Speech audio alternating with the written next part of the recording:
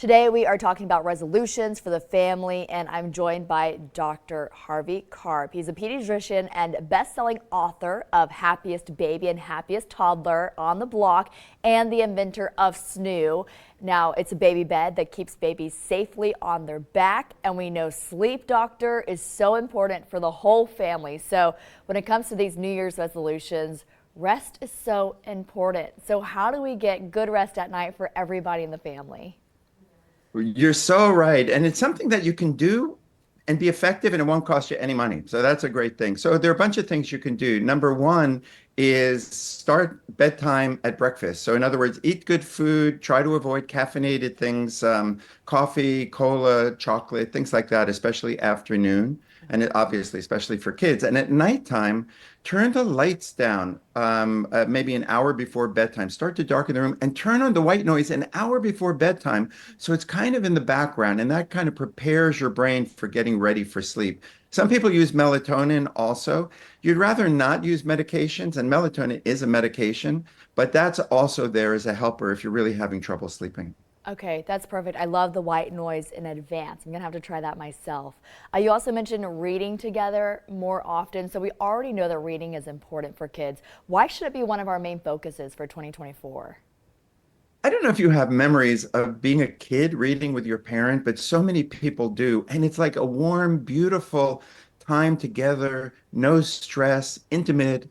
And you don't just read a book, but you get to talk about the book. So you have an opportunity to really have a bonding period when you don't have all the chaos of the whole day.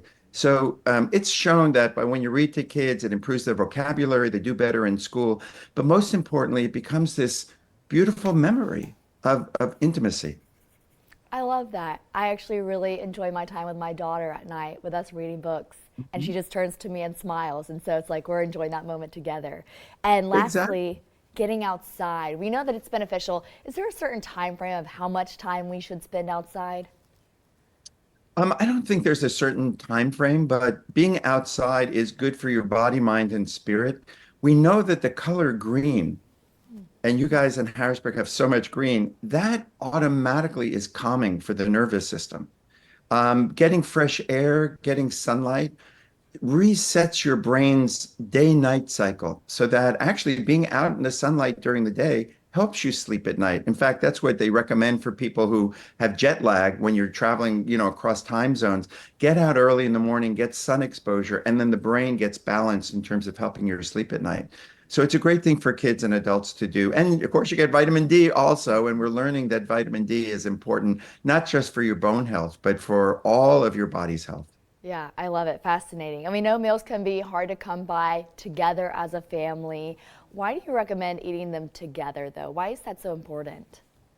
Again, there's studies to this. This is scientifically proven. I mean, it just is good common sense, but it's scientifically proven that if a family comes together and eats together, that helps the child's feeling of confidence. It helps the child in their schoolwork. It even has been correlated with improving college entry and reducing teenage sexuality and experimentation with drugs. Why? Because you're building a foundation of belonging.